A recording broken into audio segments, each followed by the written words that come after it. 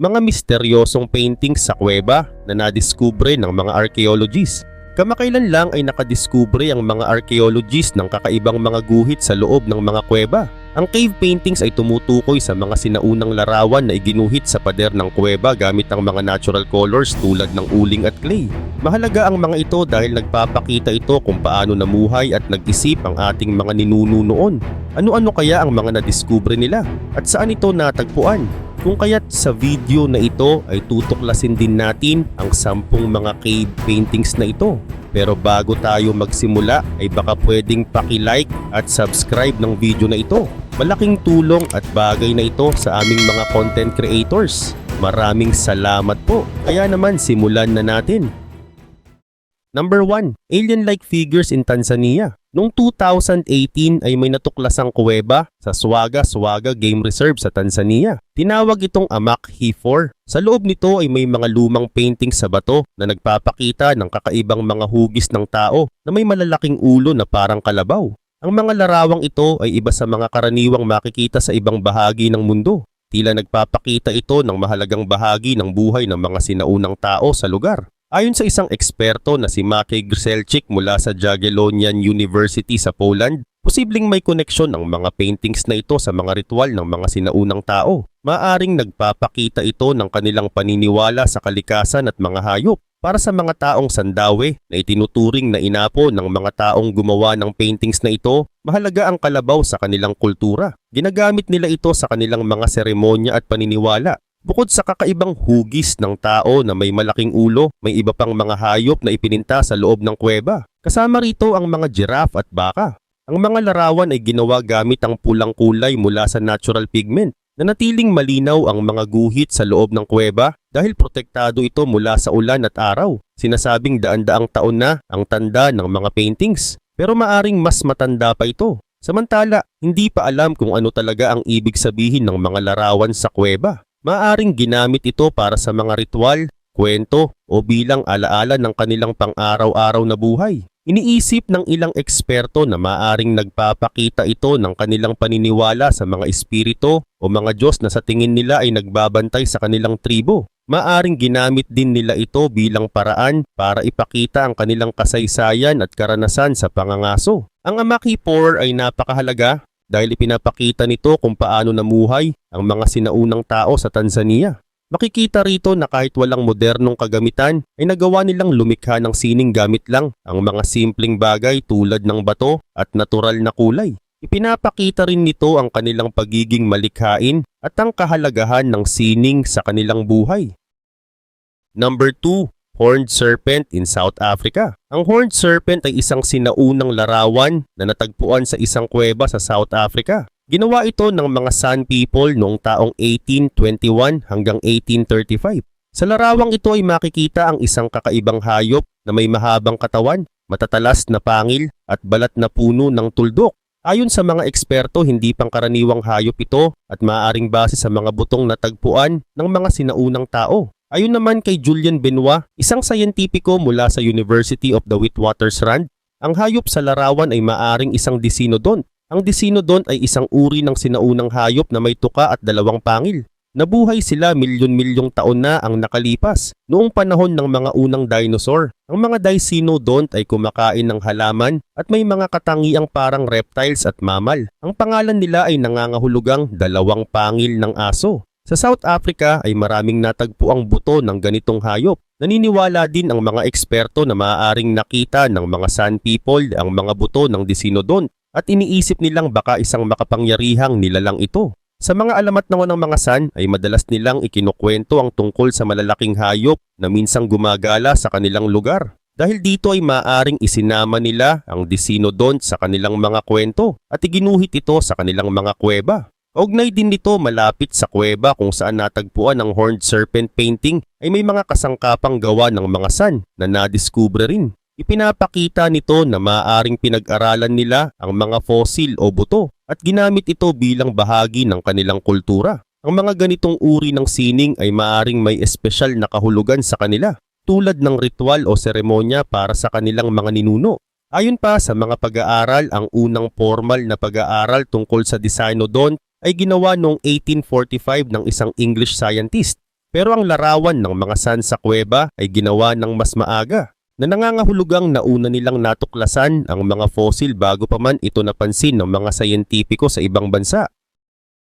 Number 3. Therianthropes in Indonesia. Noong 2017 ay may natuklasang lumang painting sa isang kuweba sa isla ng Sulawesi, Indonesia. Tinatayang 43,900 years na ito. Makikita sa larawan na tila nang hahabol at nangangaso sila ng mga ligaw na baboy at maliliit na kalabaw gamit ang sibat at lubid. Ang painting na ito ang isa sa pinakamatandang kwento na ginawa gamit ang sining. Ang Therianthrope sa painting ay may katawan ng tao pero may ulo o buntot ng hayop tulad ng ibon at reptiles. Ang mga taong nasa painting ay tila nakikipagtulungan sa isa't isa para hulihin ang 6 na hayop na kinabibilangan ng 2 ligaw na baboy at 4 na maliit na kalabaw na tinatawag na anoa. Ang mga anoa ay matatagpuan pa rin ngayon sa kagubatan ng Sulawesi. Kilala ang mga ito na matitibay at mahirap hulihin. Ayon sa mga eksperto, ang painting na ito ay patunay na noon pa man ay marunong na ang tao gumawa ng mga kwento gamit ang sining. Hindi lang ito basta pagguhit ng hayop, kundi nagpapakita rin kung paano nila naiintindihan ang mundo sa paligid nila. Maaaring bahagi ito ng kanilang mga ritual o paniniwala na kailangang humingi ng tulong sa mga espiritu para maging matagumpay sa pangangaso. Ginamit din ng mga sinaunang tao ang mga natural na kulay mula sa lupa at bato upang lumikha ng malinaw at detalyadong images. Ang ganitong klase ng sining ay nagpapakita rin na noon pa man ay mayroon ng kultura at tradisyon ng mga tao sa Sulawesi. Malamang ang painting na ito ay ginagamit din upang ituro sa mga susunod na henerasyon kung paano manghuli ng hayop at mabuhay sa kanilang paligid. Gayun din, naniniwala ang mga archaeologists na ang painting na ito sa Sulawesi ay isa sa mga pinakalumang artworks sa buong mundo. Patunay ito na kahit noong sinaunang panahon ay may malalim ng kakayahan ang mga tao na magpahayag ng kanilang damdamin at paniniwala. Makikita rin sa painting kung paano pinapahalagahan ng mga tao noon ang kalikasan at mga hayop. Mahalaga ang ganitong mga tuklas sa kasaysayan dahil nagbibigay ito ng impormasyon tungkol sa buhay ng mga tao noon. Number 4. Cave of Beasts in Egypt. Ang Cave of Beasts o kilala rin bilang Fogini Mestikawi Cave ay isang sinaunang kuweba na matatagpuan sa western desert ng Egypt, malapit sa hangganan ng Libya at Sudan. Ang lugar na ito ay isa sa pinakatuyong bahagi ng Sahara Desert kaya kakaunti lang ang mga tao na nakapupunta dito. Natuklasan ng kuweba noong 2002 ni Massimo at Jacopo Fogini kasama ang kanilang kasama na si Ahmed Mestikawi. Simula nang madiskubre ito ay maraming sayentipiko ang nag-aral ng kuweba dahil sa mga kakaibang mga guhit at paintings na natagpuan dito. Ang mga paintings sa loob ng kuweba ay tinatayang ginawa mahigit 7,000 years na ang nakalipas. Noong panahong hindi pa tuyo ang Sahara Desert, noon ay may mga lawas sa paligid ng kuweba kaya maaaring maraming tao at hayop ang naninirahan sa lugar na ito. Ngunit paglipas ng libu-libong taon ay naging sobrang tuyo ang klima ng disyerto kaya iniwan ng mga tao ang kuweba at tuluyan itong nakalimutan. Samantala sa loob ng Cave of Beasts ay mayroong mahigit 5,000 paintings na ginamit ang iba't ibang kulay gaya ng red, yellow, white at black. Karamihan sa mga larawang ito ay nagpapakita ng mga tao, hayop at kakaibang nilalang. Isa sa mga pinakakakaibang painting ay ang tinatawag na mga halimaw na may katawan ng hayop pero walang ulo. Mayroon ding mga larawan ng mga taong lumalangoy, sumasayaw at naglalakad. Bukod dito may mga guhit din ng mga hayop gaya ng elepante, ostrich, gazelle at giraffe na nagpapakita kung ano ang mga hayop na maaring nakita ng mga sinaunang tao sa lugar. Maliban pa rito ang kuweba ay may 17 meters ang lapad at 7 meters naman ang taas, kaya napakalawak nito. Isa pa sa pinakakamanghamanghang nakita sa kuweba ay ang mga hugis ng kamay at paa na makikita sa mga pader. Una, inakala ng mga eksperto na ito ay gawa ng mga sinaunang tao. Pero ayon sa pag-aaral noong 2016 ay natuklasan na ang ilang maliliit na hugis kamay ay posibleng mula sa mga monitor lizard. Ito ay nagdulot ng maraming tanong sa mga siyentipiko kung ano ang ibig sabihin ng mga guhit na ito. Dagdag pa rito, sa mga paintings ay makikita rin ang kakaibang imahe ng mga nilalang na parang may mahabang buntot at 3 paa. May ilan na mukhang naglulunok o bumubuga ng tao habang ang iba ay mukhang nakabalot sa isang lambat. Number 5. Giant Anthropomorphs in Alabama, USA. Noong 2002 ay nakakita ang mga archaeologist ng malalaking guhit sa isang kuweba sa Alabama, USA. Ang mga guhit na ito ay ginawa ng mga sinaunang Native Americans. Mahigit 1,000 years na ang nakalipas, mula taong 660 hanggang 949 CE. Ang kuweba ay tinawag na 19th Unnamed Cave para maprotektahan ang eksaktong lugar nito. Ang kuweba ay may mababang kisame na halos kalahating metro lang ang taas. Dahil dito ay mahirap makita ang mga guhit gamit lang ang mata. Para makita ito ng buo ay gumamit ang mga eksperto ng isang makabagong paraan na tinatawag na 3D photogrammetry. Gumawa sila ng libu-libong larawan para mabuo ang malinaw na larawan ng buong kisame. Sa tulong nito ay nakita nila ang 5 malalaking guhit, 3 hugis tao at 2 guhit ng ahas. Ang pinakamalaking guhit ay isang rattlesnake na may habang halos 11 feet. Ang mga hugis taong guhit ay mukhang may suot na espesyal na kasuotan. Dahil mababa ang kisame ay malamang ay iginuhit ito ng mga sinaunang tao nang hindi nila nakikita ang buong larawan. Gumamit sila ng kanilang imahinasyon at galing sa sining. Sa paniniwala ng mga Native Americans, ang mga kuweba ay daanan papunta sa ilalim ng mundo. Iniisip ng mga eksperto na ang mga guhit na ito ay may kinalaman sa kanilang mga paniniwala at ritual. Posibleng kumakatawan ito sa mga espiritu o Diyos na kanilang sinasamba noon. Ang paggamit ng 3D photogrammetry ay nakatulong naman upang makita ang mga detalyeng hindi agad nakikita ng mata. Dahil dito ay mas naunawaan ang mga sinaunang guhit. Ipinapakita ng mga larawang ito kung paano ginamit ng mga sinaunang tao ang sining para ipakita ang kanilang kultura at paniniwala. Number 6. Cosquer Cave in France. Ang Cosquer Cave ay isang kuweba na nasa ilalim ng dagat malapit sa Marseille, France. Natuklasan ito noong 1985 ng isang diver na si Henri Cosquer. Hindi agad ito napansin dahil nasa 37 meters sa ilalim ng dagat ang entrance. Sa paglipas ng panahon ay tumaas ang level ng tubig kaya naging mahirap pasukin ang kuweba. At noong 1991 ay 3 divers ang namatay dito. Kaya nalaman ng mga tao ang kuweba at sinimulang pag-aralan ng mga eksperto. Samantala sa loob ng Cosquer Cave ay may mahigit 500 na mga sinaunang drawings at carvings. Ang pinakamatandang mga drawings ay ginawa 27 years na ang nakalipas at ang iba naman ay nasa 19,000 years na ang tanda. Makikita sa mga drawings ang iba't ibang hayop tulad ng kabayo, usa, bison at kambing. Bukod dito ay may mga marine animals din tulad ng seal at great auk. Ang mga drawings ng marine animals ay bihirang makita sa ibang kuweba. Kaya natatangi ang Cosquer Cave. Gayun din naman isa sa pinakakakaibang nakita sa kuweba ay ang mga bakas ng kamay na may mga daliring tila nawawala. Sinasabi ng mga eksperto na maaring sinadya ito ng sinaunang tao sa pamamagitan ng pagyuko ng daliri o maaring may kaugnayan ito sa kanilang paniniwala o ritual. Subalit dahil sa patuloy na pagtaas ng tubig ay maraming bahagi ng kuweba ang nalubog na. Nangangahulugan ito na maaaring hindi na ma-recover ang iba pang drawings. At para mapanatili ang kasaysayan ng kuweba ay gumawa ang mga eksperto ng eksaktong replika nito. At noong 2022 ay binuksan ito sa publiko sa Villa Mediterranee sa Marseille kung saan makikita ng mga tao ang mga sinaunang sining nang hindi na kailangang sumisid sa ilalim ng dagat. Sa katunayan ay mahalaga ang Cosquer Cave dahil ipinapakita nito kung paano namuhay ang mga sinaunang tao noong Paleolithic period. Sa pamamagitan ng kanilang mga guhit ay makikita ang kanilang pagmamasid sa mga hayop at kalikasan. Sa kabila nito, isa sa mga problema sa kuweba ay ang pagguho ng mga dingding at epekto ng klima na maaring makasira sa natitirang mga drawings. Ang mga researchers ay gumagawa rin ng mga hakbang para maprotektahan ang kuweba mula sa tubig na maaring magbura sa mga guhit. Number 7. El Castillo Cave in Spain. Ang El Castillo Cave ay isang kuweba sa Puente Viesgo, Cantabria, Spain. Kilala ito dahil sa mga sinaunang paintings na natagpuan sa loob. Natuklasan ito noong 1903 ng isang Spanish archaeologist na si Hermilio Alcalde del Rio.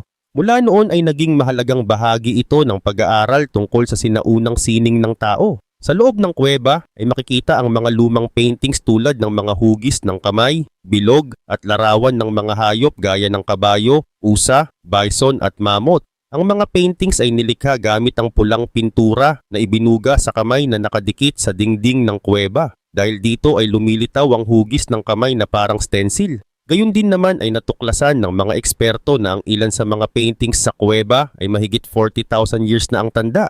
Ginamit nila ang uranium-thorium dating. na isang paraan para malaman ang edad ng mga sinaunang bagay. Dahil dito ay iniisip na maaring ginawa ng mga Neanderthal ang ilang paintings. Ipinapakita rin nito na marunong silang gumamit ng sining para ipahayag ang kanilang mga idea. Kaugnay pa nito ang mga paintings sa kuweba ay may iba't ibang styles. Ang ilan ay simpleng guhit lang, habang ang iba naman ay detalyado. Ginamit ng mga sinaunang tao ang hugis ng dingding ng kuweba para gawing mas makatotohanan ang kanilang sining. Gumamit din sila ng natural na kulay mula sa mga mineral gaya ng red ochre at uling para makagawa ng red at black paint. Ngunit noong 2012 ay muling sinuri ang mga paintings sa kuweba. Napag-alaman na mas matanda pa ito kaysa sa ibang sinaunang sining sa mundo, gaya ng mga kuweba sa France. Dahil dito ay mas lalo pang nagkaroon ng interes ang mga scientist na pag-aralan ito. Marami ring nadiskubring gamit ng sinaunang tao sa loob tulad ng mga bato, buto at iba pang palatandaan ng kanilang pamumuhay. Sa katunayan, dahil sa kahalagahan nito ay itinanghal ng UNESCO ang kuweba bilang World Heritage Site. Kabilang ito sa grupo ng mga kuweba na tinatawag na Cave of Altamira and Paleolithic Cave Art of Northern Spain. Ang mga kuweba na ito ay may mahalagang bahagi sa kasaysayan ng sining ng sinaunang tao.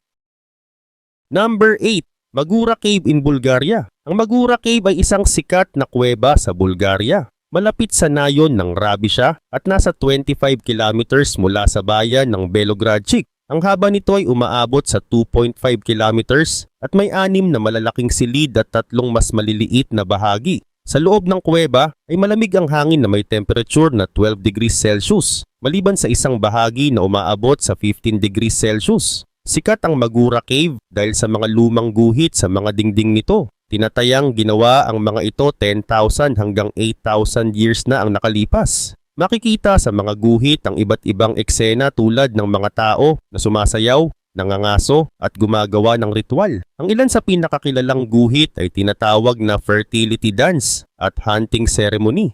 Bukod pa rito ay mayroon ding solar calendar sa kuweba na nagpapakita ng mga araw sa isang buwan at tinutulungan ng mga sinaunang tao na alamin ang takbo ng taon. Ginamit nila ito para sa kanilang pagsasaka at iba pang gawain. Gayon din naman ang mga guhit ay ginawa gamit ang dumi ng paniki na nagbibigay ng kakaibang kulay at tibay sa mga iginuhit.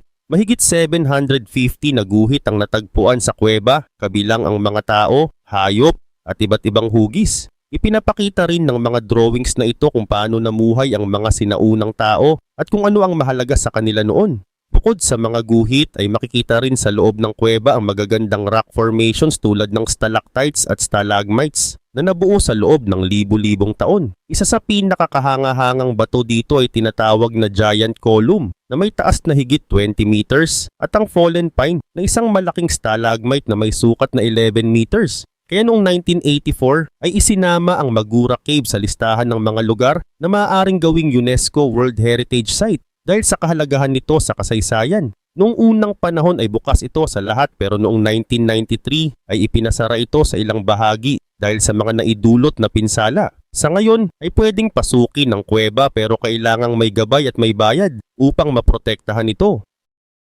Number 9. Bhimbetka Rock Shelters in India. Ang Bhimbetka Rock Shelters ay isang lumang lugar sa India na matatagpuan sa mga burol ng Vindhya Range malapit sa lungsod ng Bhopal sa Madhya Pradesh. Binubuo ito ng mahigit 750 na kuweba kung saan nanirahan ang mga sinaunang tao noong Stone Age. Sa loob ng mga kuweba ay makikita ang mga lumang paintings sa dingding na nagpapakita ng buhay ng mga tao noon. At noong 2003 ay idineklara ito bilang UNESCO World Heritage Site dahil sa kahalagahan nito sa kasaysayan at kultura. Kaugnay pa nito ang mga paintings sa Bhimbetka ay tinatayang may edad na 10,000 years at posibleng mas matanda pa. Makikita sa mga paintings ang mga eksena ng pang-araw-araw na gawain tulad ng pangangaso, pagsasayaw at pagsasaka. Mayroon ding mga larawan ng iba't ibang hayop tulad ng elepante, usa at baboy ramo. Ang mga ito ay ipininta gamit ang natural na kulay mula sa lupa, bato at halaman. Kahit matagal na panahon na ang lumipas ay malinaw pa rin ang mga paintings dahil sa proteksyon ng kuweba mula sa ulan at araw. Gayun din naman isa sa pinakakilalang painting sa Bhimbetka ay tinatawag na Boar Rock. Ipinapakita dito ang isang malaking baboy ramo na tila humahabol o inaatake ang isang tao. Maraming eksperto ang naniniwala na ang larawang ito ay tungkol sa pangangaso o isang mahalagang kaganapan sa buhay ng mga sinaunang tao. Bukod sa mga hayop ay may mga paintings rin ng mga tao na nagsasama-sama, nagsasayaw at nagtutulungan sa iba't ibang gawain. Ipinapakita nito kung paano namuhay ang mga sinaunang tao at kung paano sila nagtutulungan bilang isang komunidad. Ang mga kulay na ginamit sa mga paintings ay mula sa mga natural na sangkap tulad ng red soil, uling at manganis. Kaya matibay ito at nanatiling malinaw kahit sa paglipas ng maraming taon. Subalit, hindi lang sining ang makikita sa Bhimbetka, kundi pati na rin ang mga lumang kasangkapan na gawa sa bato. Natuklasan ng mga archaeologists ang mga gamit mula sa Paleolithic at Mesolithic period. Ipinapakita nito na matagal nang naninirahan ang mga tao sa lugar na ito gamit ang kuweba bilang proteksyon mula sa init, lamig at mababangis na hayop. Number 10. Serra da Capivara in Brazil. Ang Serra da Capivara ay isang lugar sa Piauí, Brazil na kilala dahil sa mga lumang guhit sa loob ng mga kuweba. Noong 1979 ay itinayo ito bilang isang national park para maprotektahan ang mga sinaunang artworks sa bato. At noong 1991 ay naging bahagi ito ng UNESCO World Heritage Site dahil sa mahalagang bahagi nito sa kasaysayan ng mga tao sa South America. Sa katunayan, ang park ay napakalawak at may sukat na umaabot sa humigit kumulang 129,000 hectares at may maraming kuweba na may mga drawing sa bato. Sinasabi ng mga eksperto na ang ilan sa mga guhit ay mahigit 25,000 years na nagpapakita na may mga tao na sa lugar na ito noon pa man. Ang mga guhit sa bato ay nagpapakita ng pang-araw-araw na buhay ng mga sinaunang tao tulad ng pangangaso, pagsasayaw at mga ritual. Mayroon ding mga larawan ng hayop tulad ng usa, unggoy, jaguar at mga ibon na ilan dito ay wala na ngayon. Samantala, isa sa mga sikat na bahagi ng park ay ang Pedra Forada na isang lugar kung saan natagpuan ng libu-libong lumang gamit at mga bagay na ginamit ng sinaunang tao. Natuklasan dito na maaring may mga taong nakarating na sa South America bago pa ang unang pagdating ng mga tao sa North America. Nataliwas sa mga naunang paniniwala tungkol sa pagdating ng tao sa kontinente. Gayun din naman ang mga guhit sa kuweba ay nagpapakita kung paano namuhay ang mga sinaunang tao. Makikita rito ang mga pangyayari sa kanilang buhay tulad ng pagtitipon, pangangalakal at mga paniniwala nila tungkol sa kanilang paligid. Ang mga guhit ay nagpapakita rin ng kanilang ugnayan sa kalikasan at kung paano sila namuhay gamit ang mga likas na yaman sa paligid. Bukod sa mga guhit, ang Serra da Capivara ay tahanan din ng maraming uri ng halaman at hayop na matatagpuan lamang sa lugar na ito. Ang lugar ay bahagi rin ng Caatinga na isang natatanging ecosystem sa Brazil. Dahil dito, ang park ay mahalaga hindi lang sa kasaysayan, kundi pati na rin sa kalikasan at science.